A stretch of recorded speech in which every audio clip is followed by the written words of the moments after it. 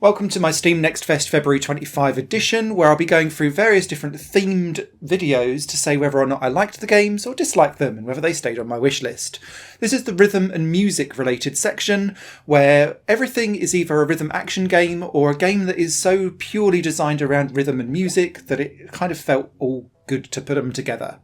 And so let's kick off with Bat to the Beat, a fascinating take on cricket, where you play as a cricket batter in the centre of a field, spinning around constantly, dealing with balls flying in towards you. Depending on what balls are coming towards you and where all the defenders are, you'll need to choose whether or not you're going to bat the ball back, and depending on when you time that bat and how well you time it depends on how far the ball will go, versus whether you're going to stump it and therefore defend the ball. And you need to do that if you think that you're going to bat a ball back into the vicinity of a catcher who's going to catch it, because you only get 3 lives per song, and if they catch you 3 times during that song, it's game over and you're out. The scoring is really interesting too, because depending on how close to the beat you get depends on how far the ball goes, and then that decides whether or not you're getting like 6 points for hitting the edge of the field and going beyond, or whether you just about got a good and therefore it just kind of scores 1 or 2 points. This I found really fascinating. The tutorial did a great job of explaining the game to me, and I really enjoyed this despite it looking a little bit rough around the edges. But fundamentally as a concept, this is unique, interesting and fascinating, and a big 2 thumbs up from me. Next up is Circular Fever, a traditional 4-key rhythm action game where circles come down from the screen and you've got to hit them in the right points. Now, you can swap these out for various other different types of note skins, but fundamentally it's a 4-key rhythm action game with 3 different difficulties per song. I found some problems with this game where the music would end but the song would continue going on for another 15 seconds of silence.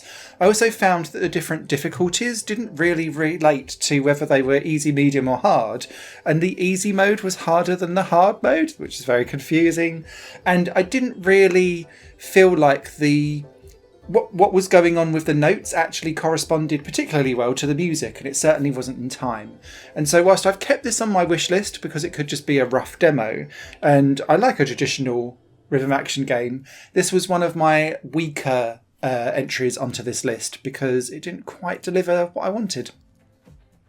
Next up is Pitch Patter, a interesting comedic take on rhythm action games with a vertical going right to left tree of notes for you to hit, with a background video that's been generated by AI, and largely I abhor anything to do with generative AI and will not touch it with a barge pole. But what this is doing is putting in advert prompts to then generate unhinged videos and unhinged songs for you to then battle out and do some rhythm actioning in. As a concept, it's off the wall, it's crazy, it's wild, it's weird. I've not had so much comedy since Trombone Champ, for example, and whilst I kind of had to balance with myself about, you know what, the whole point of this is to make everything meme-worthy, so therefore Gen AI is okay. I do still have some questionable ethics around whether or not I'll pick up this game or not, no matter how silly and funny it is. One game I probably won't pick up though is Synthwave Tunnel. This is a rhythmic tunnel-based game where you'll have procedurally generated tunnels to flip and run around by pressing left and right to dodge all of the gaps, jump over any gaps that you think you might be able to jump over, and collect various coins which then level up the tunnel to a new, more complicated version. I found this to be quite dull and imprecise, and it wasn't really a game that held my attention for very long, and so I was already bored in the demo. I've seen these types of games done way better and with much more pizzazz, character, confidence and precision than Synthwave Tunnel, and so I've not kept this on my wish list. There wasn't anything fundamentally wrong with it, it just was quite bland. One of the highlights of this section though is Sonicsurge Rhythm Showdown. Now, you'll only see single player content in this video, but it is designed for multiplayer split screen battles. And where Circular Fever failed, Sonicsurge Rhythm Showdown succeeded because the rhythms felt perfectly in tune with the music. I could tell which instrument I was becoming and the rhythm and the melody and how it all kind of came together. And it just flowed beautifully as this 5-key rhythm action game that kind of reminded me like it was stealing from your Rock Band era of like track design and things like that. But hey, if it ain't broke, don't fix it. This worked really, really well. I enjoyed the music, I enjoyed the rhythm patterns, and I enjoyed the general spectacle of what Sonicsurge Rhythm Showdown had to offer. This is absolutely staying in my wish list and will be definitely picked up. Next up is the most obtuse game in this video, called SYMPHORIX, and it is a 2D bullet hell twin stick shooter where every beat of the music, and there's loads and loads of music to choose from, but it's all kind of MIDI Gen AI stuff that feels weird and odd and not really in time or in sync or in keeping with the general aesthetic of this game at all. But the idea is that you've got like a central core that you're protecting and then 2 layers of musical nodes around it. Each one can then be purchased and upgraded to have different types of attacks. But the grind is real and something is so stretched out so thinly that you're barely getting any progress, and it's not clear if you are even making progress. The UI in this game is absolutely atrocious and almost penetrable because you don't understand what it is you're trying to do, and so the developer has linked to a 20-minute overview video to try and explain the mechanics, which instantly for me feels like it's a failure in game design to be able to tell you what it is that you should or shouldn't be doing. I really struggled to understand what I was supposed to do, where I was trying to upgrade, how I was able to progress, and it was a rinse repeat, die every 15 seconds, earn a little bit of currency and then keep going.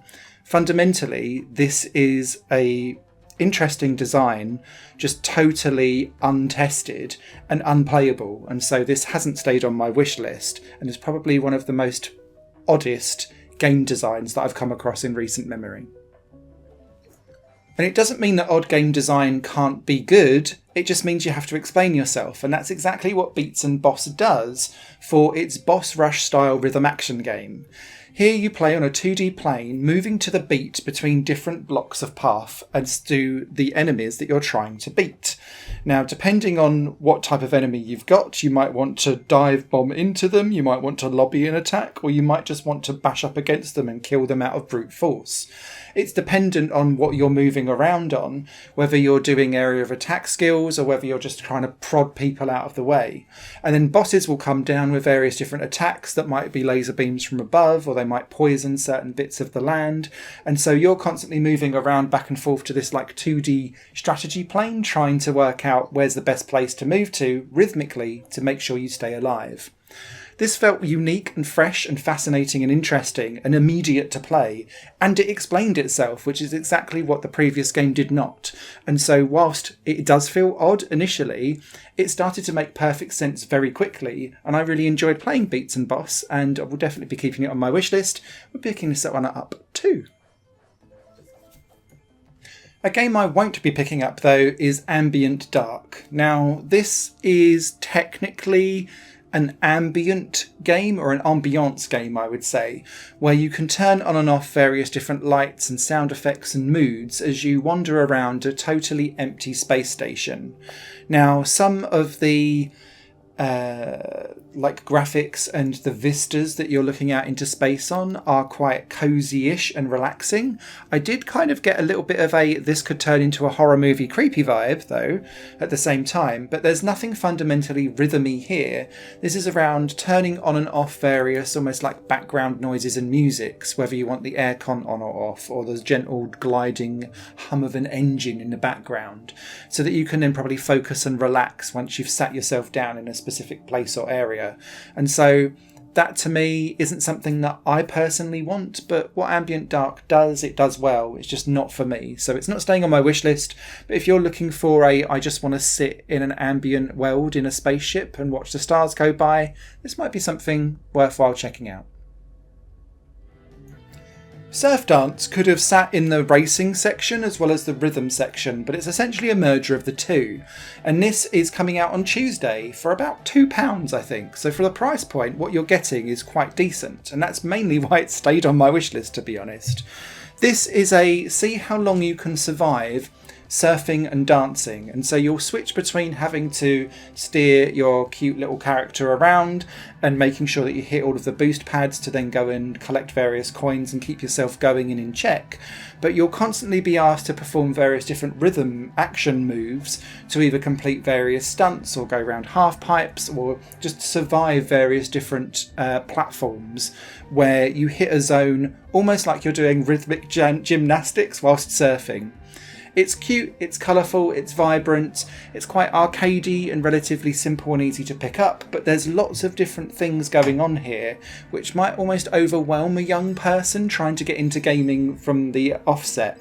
And so whilst I marvel at the fact that it's got quite a lot of variety, it doesn't all quite hang together perfectly, and so even though it's only like £2-ish, this is like a very lukewarm recommendation for me, and it stayed on my wish list mainly because it's going to be cheap and cheerful. I'm quite just intrigued to see what on earth it does beyond the simple single map that I was playing on in the demo. Far more fascinating and interesting and engrossing was Tempopo, a musical puzzle game which is all about rescuing musical flowers that have been stolen from your melodic garden. And whilst that sounds like a very twee setup, and the graphics and the vibrant art style kind of sell that vibe, the puzzles are really well put together, because what you're doing is placing various different markers along the level paths to tell the musical flowers what directions they need to go, because otherwise they'll always just keep turning left everywhere, and then they end up falling off the road and falling off the island and smashing into each other and causing problems. There's also different types of things that they can become for a rhythmic turn too, like bounce pads or bridges to help another one running behind to get over. So it was almost like a musical rhythmic Lemmings to some degree, and I really enjoyed getting stuck into the level design and working out how best to trigger everything, and the satisfying conclusion of watching a rhythmic mechanical musical flower machine like unfurl itself when you replay back the level and watch it all reach its conclusion perfectly. This is a proper hidden gem. Really enjoyed this one. Will definitely be a buy for me, and it's staying on my wish list.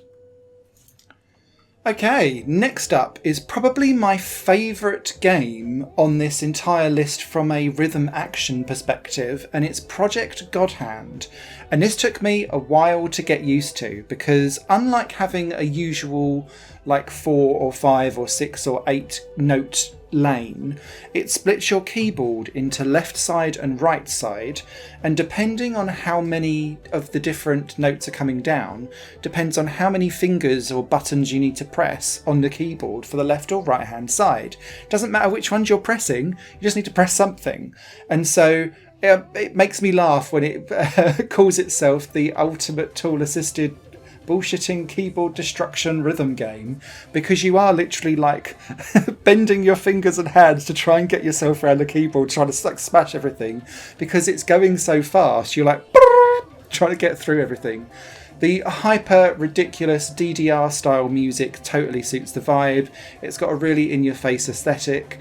It just sells absolutely everything it's trying to do perfectly, and it was all in sync. It worked fine, and it gave me visceral feedback as I was playing the game, and it was just such a joy to play, and felt unique and different too for a rhythm action game. I've not really seen this type of like split the keyboard in half and just like patter it out almost like a speed tabla drum really work like this. So yeah, super love this one. Projekt Godhand, don't miss it.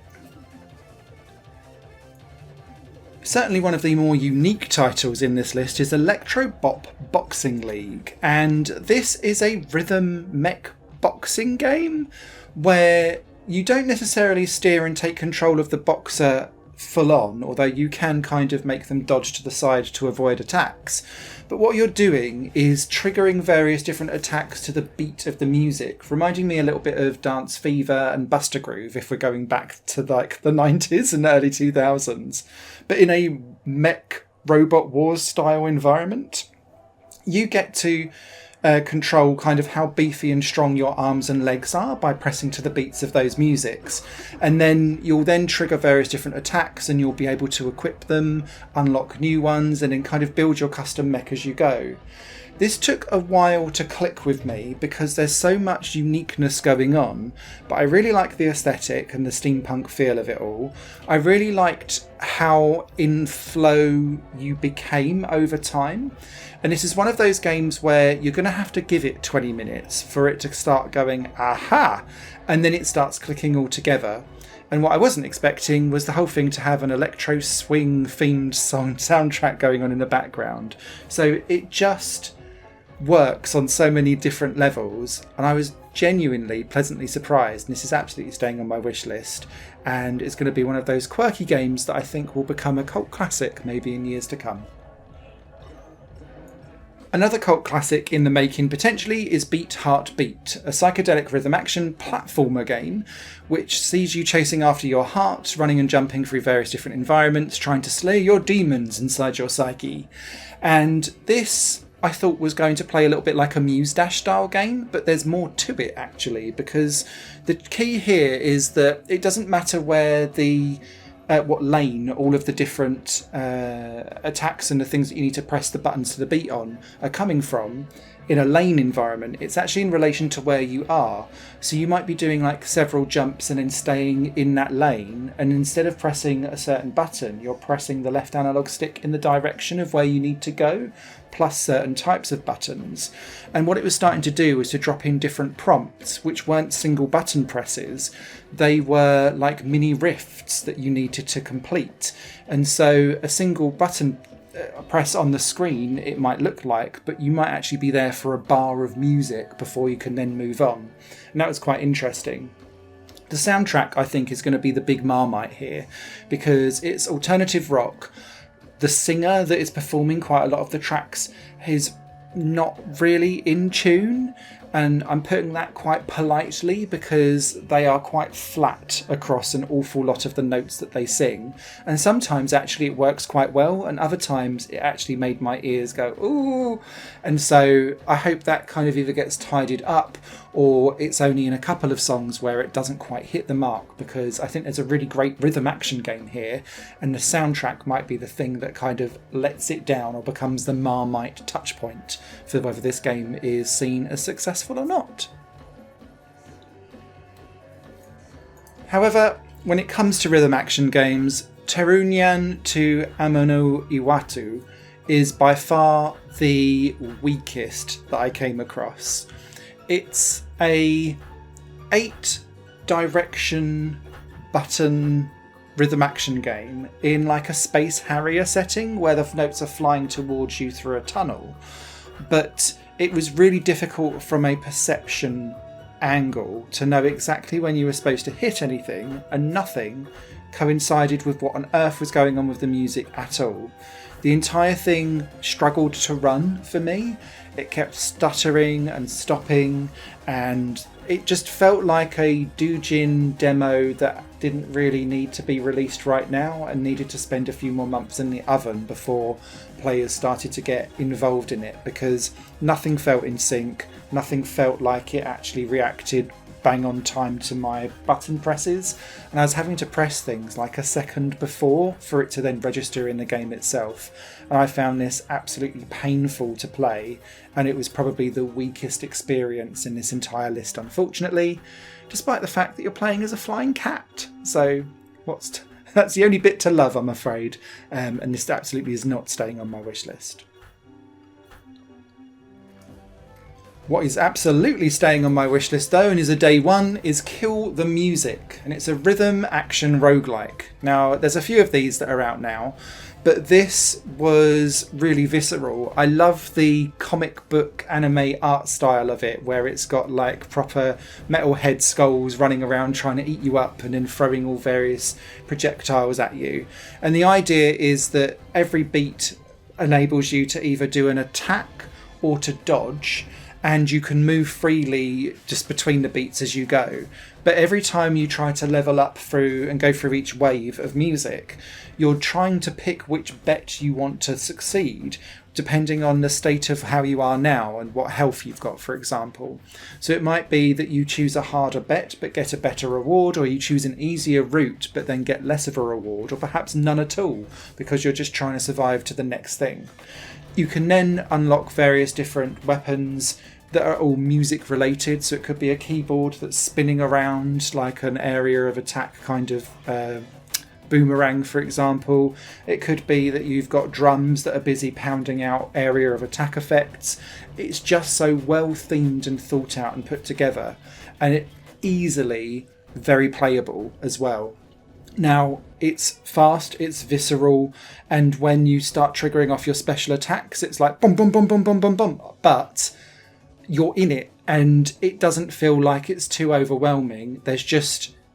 It's one of those games where I felt so focused and in the zone. I could play this for hours quite happily, just on the demo alone, and so I was totally sold on Kill the Music. 2 thumbs up for me. Another game I was absolutely sold on is Pastel Parade, a cute and cosy and crazy rhythm action game which is designed in the same way as Rhythm Heaven or Rhythm Paradise, or more recently Melatonin, for example, where it's call and response style games where you have to listen to a rhythm and then immediately replay it back again. All of the different environments in the demo were stupid and silly. I very much enjoyed the pastel aesthetic of all of the cartoon characters and the heavy anime design. The music is super chirpy and happy, and more crucially, the rhythm action element of everything just worked. And it follows that kind of classicness of a very quick introduction where it shows you the various different things that you're going to be expected to do in this level, just briefly, and then it spends the actual level kind of mixing and matching it up so that it keeps you on your toes. And whilst some of them were more obvious than others, I was able to pick it up quite quickly and then be like, that's what you wanted me to do, and then I was off and away and thoroughly enjoying myself. This is another one of those kind of cult classics in making, but in a kawaii way, I guess, and yeah, this will be another day one for me. Rounding off an absolute triple threat, though, is Everhood 2. Now, I'm a big fan of the original Everhood. I was expecting more of the same. I got more of the same. It's an RPG with rhythm action elements throughout everything that you do. And I thoroughly enjoyed myself. The aesthetic is still as weird and wonderful as ever. It's still got its silly designs and comedic value in the writing. Everything just felt on point, tight and precise, and the rhythm elements of it just worked a treat. If you've never played Everhood 1, the idea with this is that what you're doing is hitting various different colours, or collecting them basically, to then hold them up and then shoot the attack of the rhythm action nodules that you've collected back at the enemy. But in doing so, you're going to have to dodge things that you aren't actively collecting, because if you move between different colours, you lose your combo and you can't kind of collect multiple things at the same time. Everhood 2 launches on Tuesday. It's going to be a day one pickup for me. I absolutely love the original. This one looks like it's going to be just as fantastic, and I can't wait to get stuck in. The penultimate game on this list is Double Whammy, a 3D platformer beat-em-up that reminds me of lots of the kind of anime wave-based run into a building and try and kill like 50 enemies and then move on to the next one. Almost like a mini Dynasty Warriors style game. But this is all around rhythm, honing a guitar and using your guitar to kind of kick ass and do various different things. Inside this game, there is traditional rhythm action elements too, where you play gigs and so on and so forth, but I never got there because the demo kept crashing over and over and over again. And the 3D beat-em-up environment areas were passable, but they didn't feel particularly well connected, well designed, and everything just felt a little bit like I was just button mashing for no particular reason, which is kind of what a lot of these games end up descending down into. And so I've kept Double Whammy on my wish list just to keep an eye on it, but it's certainly not a day one for me, and I'm very on the fence as to whether I'll keep it on there or not. The final game on this list is a truly unique one called Technosorcery. It's a rhythm action arcade game where you need to memorise different cards that have spells on them, know which one of the 8 buttons you're trying to press to trigger them, but also trigger them rhythmically to the beat of the music as you go.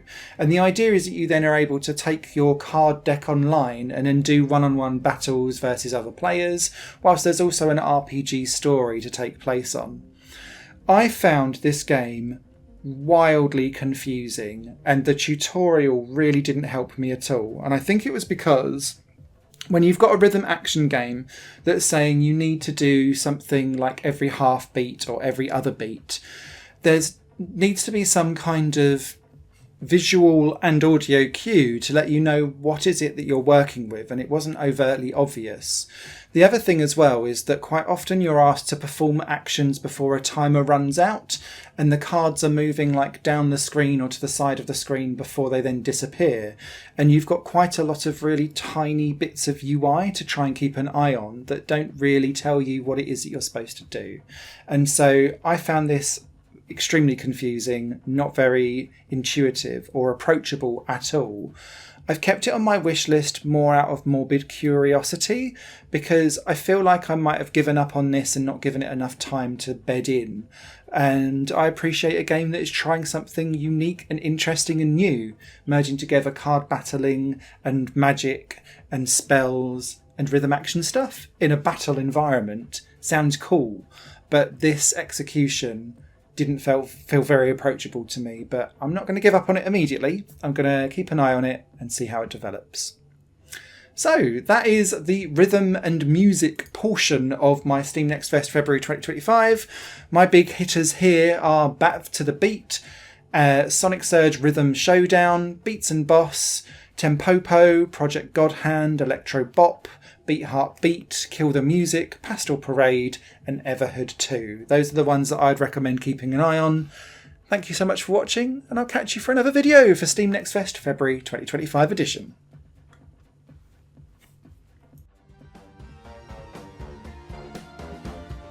Higher Plane Games is part of the Higher Plane Network, a completely independent media outlet supported by people like you. The goal is to create the best possible content that cultivates a richer indie scene for games as well as music and entertainment. To find out more and to get involved, visit patreon.com/higherplane-network. Your support makes all the difference, and in return you'll gain access to bonus content and downloads. Thank you for watching.